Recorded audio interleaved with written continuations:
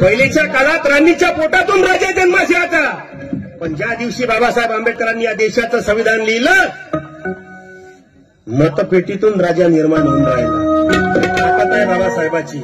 मग तो हिंदू असो, बुद्ध असो, ख्रिश्चन असो, चांभार, धनगर, तेली, नावी, मातंग, ब्राह्मण, सर्वांना एकच समान मताचा अधिकार दिला बाबासाहेबांनी.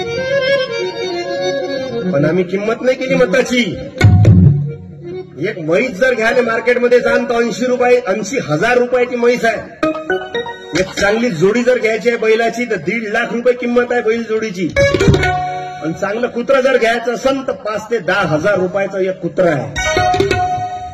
आणि काही मुर्दाळ लोक आपलं मत विकते 500 रुपयात. काही गावात नारा चालू आहे, जो पाजन दारून खाऊ घालन मटन त्याच्याच नावाचं दाबू बटन. मग एक वाटी रस्सा 5 वर्ष बोंबलत बसा.